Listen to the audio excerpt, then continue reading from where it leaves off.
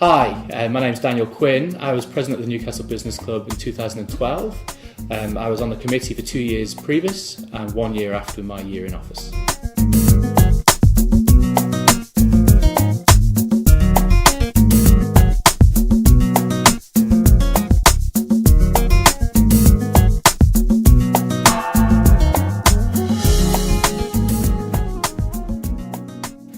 I was introduced to the business club by Micah Jenkins, who was just a business acquaintance at the time.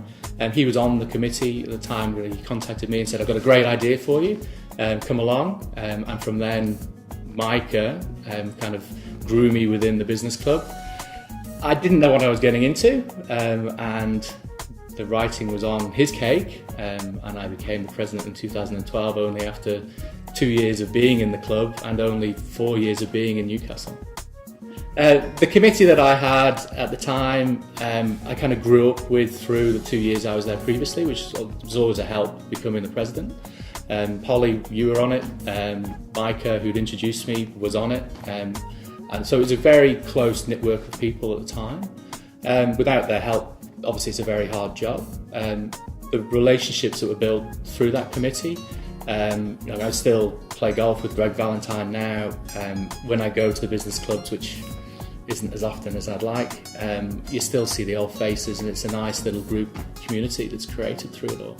I suppose the main highlight, if you like, of my lunches was being able to persuade Orica to come and speak at the lunch at a time when they'd just gone through the release or the spill that had happened that affected Stockton, and Orica itself was a bit in the public black mark.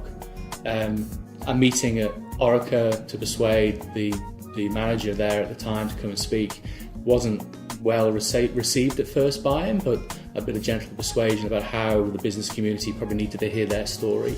And it was a well received lunch. There was always, as a president, kind of dealing with the people on the outside with the pickets. But I think those who came to the lunch really appreciated what Orica was about, and in some ways kind of helped them build it back up from where they are now.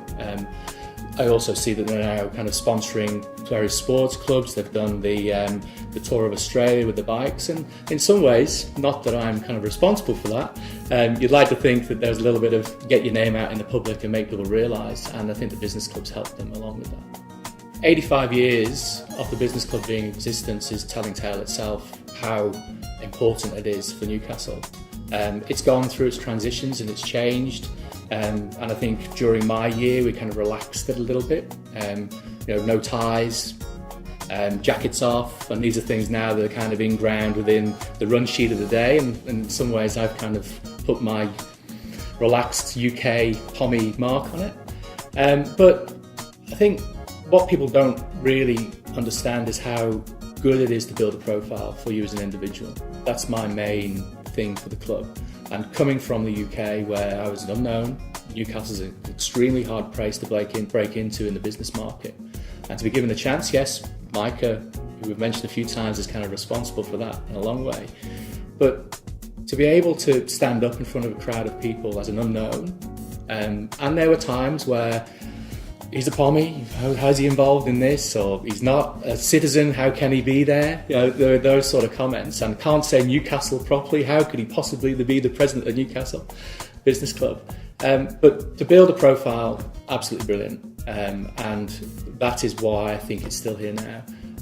Forget about the networking opportunities that are there, that are also important, but just as the stature of people and building their own profile personally within the business world, making friends, not only business colleagues.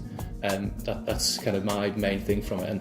And in some way, 11 years now here in Newcastle, and doing well in business in Newcastle, I put a lot of it down to that 5 years I had, but especially the 1 year as president.